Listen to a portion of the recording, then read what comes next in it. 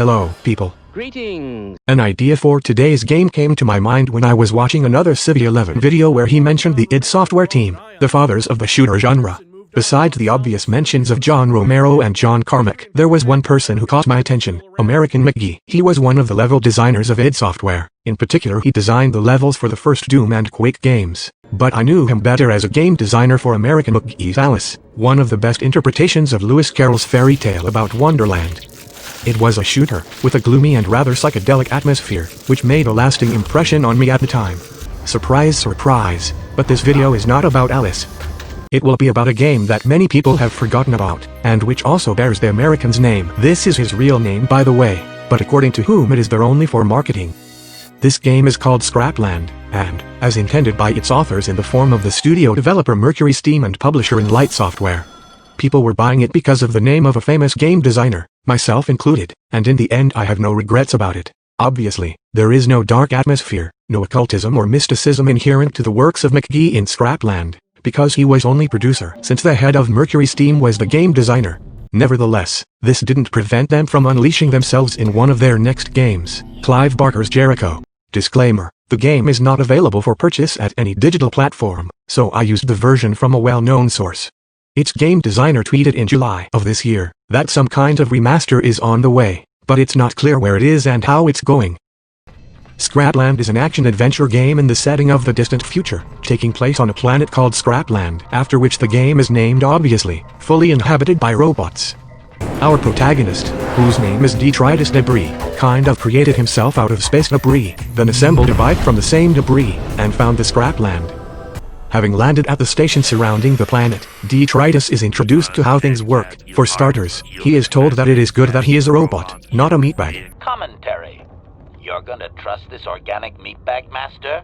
Very dicey decision. For they are hated and feared. It is not even known how they look. The only thing known is that people ripped off the planet, and then moved away, leaving the robots behind. The robots created their utopia, with crazy bets and journalists. Then we are introduced to a couple of basic mechanics through individual types of robots. For starters, we meet the Beholder robot.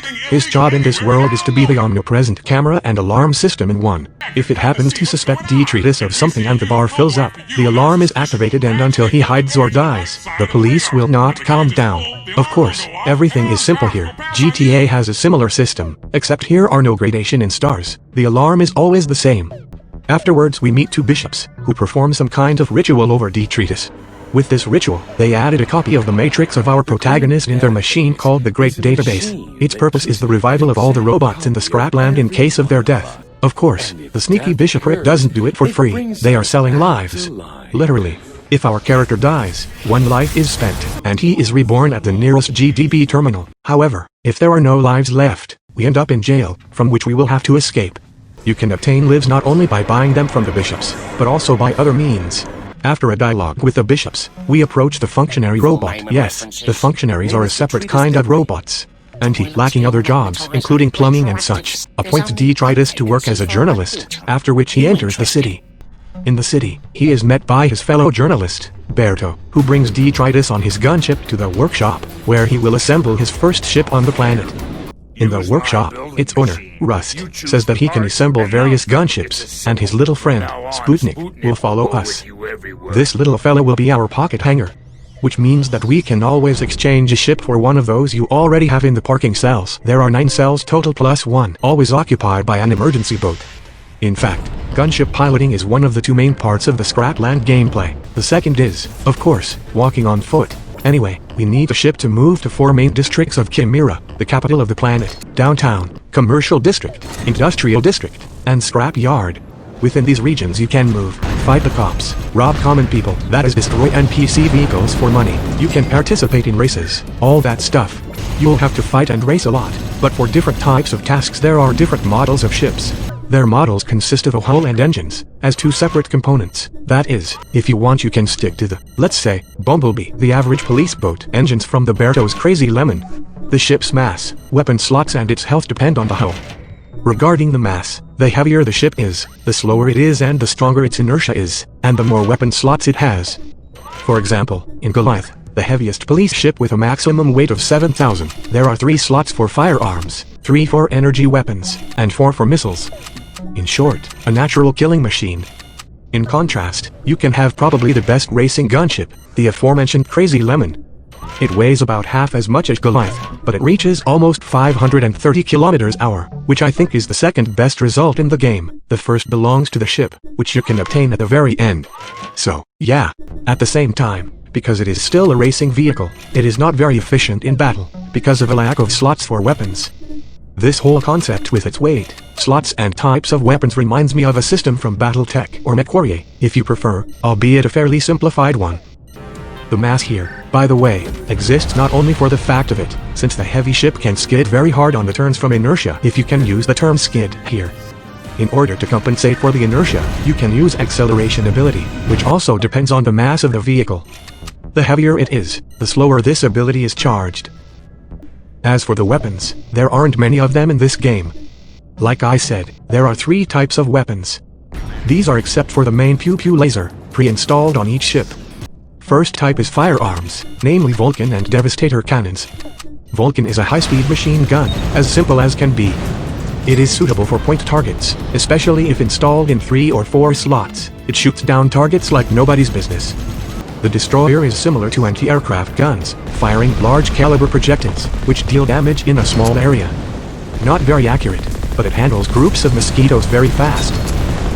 Energy weapons. Here we have Tesla, which fires a continuous beam of electricity.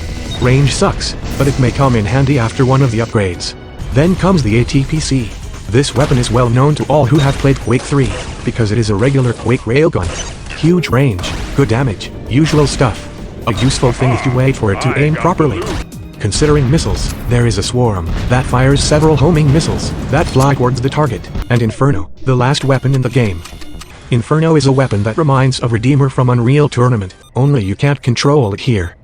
Still, it follows the target as does Swarm, but it travels very slowly. However, when it hits, it makes a big fucking boom. Basically, just like Redeemer. These are all basic fire bullets. There are also countermeasures. Each type of weapon has its own countermeasure. The firearms emits a cloud of smoke, which craps up the engines of gunboats flying through it. The energy weapons release ball of electricity, which neutralizes the targeting of the weapons and the mini-map. And the missiles leaves a mine, which pushes away the enemy or player in a collision with it. The default laser has no countermeasure, but the second mode is still in place. It is an attraction beam. It is a useful thing, and I use it constantly, in racing, and when moving around the city. This beam pulls the boat to the surface, which provides additional acceleration when used correctly. You can also use it to hook onto other robots' vehicles. Useful thing, although it cannot be said about the combat potential of the laser itself. The laser, as well as this hook, works on a heat gauge until it is filled, so you can't just bump into others, and that's even though the gauge is filling up, even when it's not hooked on anything. This is a serious disadvantage, coupled with short range. All other weapons use ammo, and each group uses a different kind of ammunition. Of course, it is simpler, as there is no need to search specifically for the Inferno ammunition, but due to the fact that different weapons spend different amounts of ammo. By firing a couple of times with the Inferno itself, you can also stay without Swarm. Ammo, as well as hull restoration, can be found floating in the air in different parts of the city, as ordinary power-ups in other games. They also drop out of the destroyed ships. So you can hardly stay without ammunition. Moreover, you can upgrade your weapons, with 2 options on each weapon. In general, they all have the same idea. Somewhere the upgrade increases the firing speed, somewhere the accuracy, and somewhere the range. They are useful, without a doubt, but dull. In this regard, the only exception is one of the Tesla upgrades, which lets you attract enemy ships by shooting. Useful feature against individual targets, who prefer to get away quickly in search of a hull repair. These upgrades can be obtained by completing super crazy bets from the Crazy Gambler to whom Detritus is headed after the first gunship assembly. Crazy Gambler tells us that he got bored, living a luxurious life of his, so he invented a new way to entertain himself. He will be offering a series of 3 crazy bets, involving certain conditions, such as killing 10 robots by some other robot, stealing the X amount of money, or delivering a certain number of tubes by the messenger. In fact, these crazy and super-duper Mega Gurren bets are the only side activity in the game. This means that when you finish them all, you can either follow the main plot, or engage in pulverizing Chimera population into atoms for fun. If you finish all 3 crazy bets, you can go to the crazy gambler's place and talk to him about a super crazy bet. There he explains what to do, and Detritus is moved to the arena. The contest itself can be different. It can be a death match, team death match, capturing points, or it can be a race, including ones with the destruction of other racers. These death race-esque competitions, though there are respawns, are actually quite fun and sweaty towards the end of the game. You'll see it when as soon as you grab this stupid rod, which is necessary for the collection of beacons on the track that are needed to win the race. You'll just be amazed how fast your ass gets kicked. Crazy Bets arenas are pretty good, both stylistically and level design-wise, and I don't know if it's because they were originally made for a multiplayer, or if they were used in a multiplayer because they were so good. However, it is unlikely that we will know now for sure. After receiving information about the bets, Detritus goes to the press building, where he gets acquainted with his boss and his colleague Betty, whose appearance makes Detritus' jaw fall. Oh, man, Bets, no respect for women. What is she to you, a piece of metal? Berto, by the way, tells him to don't hold his breath, because Betty is the boss's girlfriend. So, the boss gives the first task to take a camera and meet with the Archbishop to interview this lazy bulk. Betty escorts our hero to the warehouse, where he meets the camera Sebastian, and he is also a robot. Who could have thought? He likes Detritus being a sweetheart, and since Sebastian is old and doesn't want to wander around the city, he transfers his photo program to a novice journalist. However, it comes with a small bonus in the form of the main gameplay feature of this game, overwriting. The obtained program allows Detritus to replace any robot except Boss, Humphrey, Boss's footman, and Crazy Gambler. The reason for this opens up closer to the end of the game. Oh, and also the mercenaries who spend their time drinking mercury at the gambler's place. Matrix of mercenaries are not in the GDB at all, because they are in a quarrel with the bishop. Well, quarrel for the lack of better word, since the archbishop stole the GDB from them when they found it among the garbage at the scrap yard, and since then mercenaries work not even for money, but for lives. By the way, you can obtain lives from them in races and battles. So, what's the point of overwriting? Each of the 15 models has its own ability, and many of them can be used to complete the game. These abilities work on energy, the bar of which is slowly recovering over time. The energy reserve can be increased by picking up additional batteries from destroyed armed cops. So, more info about robot models and their behavior in the wild. Detritus makes a leap forward, destroying all enemies on the line of movement. One shot everyone, consumes a lot of energy. It can be used to travel faster, but due to the energy consumption, it is easier to use other models for this purpose. Cop, small, funny and slow. They maintain order, extort money. Very often you can hear them scream, "Stop, stop, give me the money." In fact, this is their ability. They are racketeers. If they are not being paid, they get angry and turn into armed cop. Nurse, engaged in fixing robots in the old-fashioned way, as grandfathers taught, with a hammer on the head. As a matter of fact, they are flying hammers. They stun robots that go crazy to cure them. Quite humane. When playing as a nurse, you can stun robots to make money fall out of them. Staplers die from blows. Banker is a vampire and sucks, not blood but money. You can often see how they do it with bishops or police officers. They work from behind, so theft is not visible to the NPC. As a banker you can raise quite a bit of money at the beginning of the game.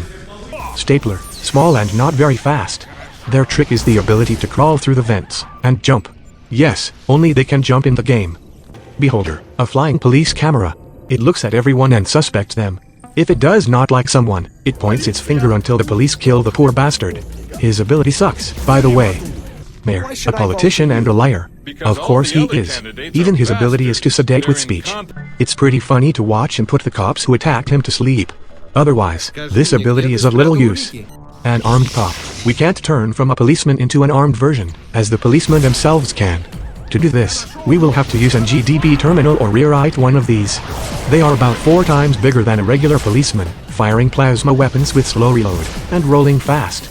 The funny thing is that they are able to beat the player to death only due to the advantage in numbers, because the reload of their weapons is very slow. So slow that you can't even deplete the charge. Bishop, servants of the GDB. Pretentious sellers of lives. It is ironic that their ability is to shoot powerful lasers from the hand, which seems to be very helpful to trade lives. Very quickly, they destroy the enemy, and it is especially funny to see their gunfights with police officers. Unfortunately, they are thick and slow, and their weapons have a recoil that practically stops their movement. But this should not confuse you. Just try to steal the life from their temple. They will tear you to shreds. Messenger, carry the correspondence, and fight for it among themselves. Cheerful guys shock each other with electricity to stun the target, and pick up the tube with said correspondence. Fast and flying. You can make money playing them by delivering these same tubes. Functionaries, sly dogs and blotters. So dexterous in unwillingness to work that can distort the time, slowing it down around them. Practically invulnerable to racketeering and theft of money, if it is not the banker who steals, because they quickly get away. Betty, Detritus' work colleague. Perhaps the most powerful attacking ability, the punch on the ground, which burns out all the robots in a certain radius. Under certain conditions and in the presence of batteries, it is possible to organize a genocide by cooldown. Berto, also a colleague, his ability is a spinner. He begins to rotate around himself, accelerating and blinding the robots around him. It is suitable for avoiding police chase. Chief of Police, wow, burp. Yes, he is my spirit animal. As such, he is not very useful, because the legs are small, slow, and his ability sucks. Soon after the game starts, he becomes unavailable. Chief of Bankers, Chief Vampire, with a gold cane. He moves slowly until he begins to spin his cane, greatly accelerating, and starting to pull money from everyone he can reach, far from being as discreet and effective as an ordinary banker. However, the movement speed at which he sucks them justifies this. As I said, it will be necessary to change the model to follow the plot. Somewhere, you will need to pretend to be a policeman to walk into a restricted area. Somewhere, you will need to use a functionary's ability to slow down time to catch up with someone. And somewhere, you will need to try on the shoes of a banker and clean out other people's pockets. The variety is not very big, by and large. Here is what we have. 4 attacking abilities, one of which, an armed policeman, is almost useless. 5 stunning, if you can count burping as stunning. 3 monetary. Different uses and nuances, of course, but to some it may seem insufficient, as on release in reviews it was written about the dullness in walking on foot. However, given the length of the game, the abilities do not even have time to bore, and it took me 12 hours to complete. Yes, with all the crazy bets. The game is short. What is the story about? After arriving at the Scrapland, Detritus discovers a true utopia, a robot world that continues to live even without human presence. Life flows in a measured way. No special excesses occur thanks to the existence of the Great Database, a machine capable of resurrecting any robot whose matrix is in it, which allows the population of the planet to spend their time making money and cheerfully destroying each other. However, life ceases to be calm after the brutal murder of the Archbishop, the head of the Church of the Great Database, and he was not just killed, but also his matrix was stolen from the GDB, which means that Archbishop is gone for good. May his shiny metal ass rest in peace. Interviewing the Archbishop should have been the first job of Detritus, but after the death of the former, he must sneak into the scene of the crime and investigate. Evidence in the form of slime found there indicates that the head of the church died at the hands of a viscous being, that is, a human who has not been seen in the Scrapland for many years, I believe, at least a few hundred. Immediately after photos were taken and sent to colleagues, Detritus is contacted by an unknown robot called Deep Throat. No, this is not a reference to a porn movie, but to the pseudonym of an informant in the Watergate case. Deep Throat says that something terrible is going on in Chimera, and only Detritus can uncover the truth. But first they need to get evidences in the case that were removed before our hero arrived at the scene. From now on, we will have to run around and fulfill tasks for different people, I mean, robots, in order to gradually get to the truth. In the process, the police chief, the mayor of the city, dies at the hands of Viscous, which, by the way, deprives us of the opportunity to play for them. And then a real human comes to the Scrapland, who is naturally apprehended for murder. Since Detritus and Throat understand perfectly well that the man is innocent, they pull him out. After that, Detritus' boss finally decides that it would be time for him to use our hero as an errand boy too. He orders to get data for his library about all the Chimerian robots. And then there are all these hot twists. In reality, the human did not kill anyone. It is the boss who was behind murders all along. What a twist! His library is actually a device to control all the robots. What a twist! Deep Throat is actually Betty. What a twist! And the newcomer was a programmer who used the virus to disable the library. The boss is pissed off, and says he's getting off this fucking dump on his fucking boat, and he's going to blow up the planet with nuclear warheads that have been there for a long time. Because this planet is Earth, and humanity, having littered it, just went on, leaving behind robots, garbage and bombs. Of course, in order to save everyone, we have to fight with the boss. Having defeated him, Detritus interacts with friends, gets on a space bike with Betty, and flies off into space. Happy end. Of course, this is not the whole story, only the most important bits, but you understood the point. It is a rather simple detective adventure with races and battles, in the setting of the future. I would even say childlike, because I liked it a lot as a kid. I liked it also due to the good graphics. Look at the quality design of the characters, their elaborate models with various nuances. For example, Detritus has a heart of gold. Functionaries have a printer with protruding paper in their pelvis, and staplers look like lamps from Pixar Intro. The animations are not the best, but taking into consideration the fact that one person was responsible for them, judging by the titles, they are quite at the level. Beautiful locations, reflecting the purity or mud of a futuristic city, good skyboxes, and good effects for the time being. Thanks to all this, the picture looks juicy and detailed for 2004. It is worth noting here, by the way, that the game works in high resolutions directly from the box. The only problem is that there is no support for the widescreen aspect ratios. There is a modification that can change this, but I didn't manage to make it work. Voice acting is, I don't know, Hey, meh. I'll buy you the desk from the press room. I'll triple the price you paid for it. It works, I guess. Sound accompaniment does its job well, in comparison, from robots or weapon effects, to music in and out of battle.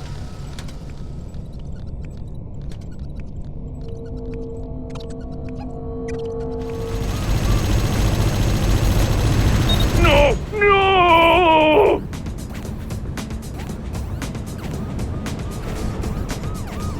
You're very skilled.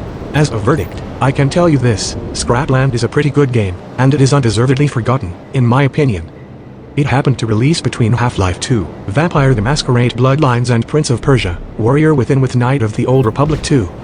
If you think about it this way, this game was probably just crushed by these masterpieces. Jesus Christ, what a fucking good year it was. Yes, maybe it itself was not as masterpiece as the games I listed, but there should be room for something smaller than the products from the industry mastodons. After all, Scrapland is a good, and quite kind GTA-like adventure with interesting features, while in some places dynamic, though quite short. In our age of games for 1,000,000+ hours you begin to miss those. That's all, thank you all for watching. Give this video a thumbs up, subscribe and play good games. I'll see you in the next video.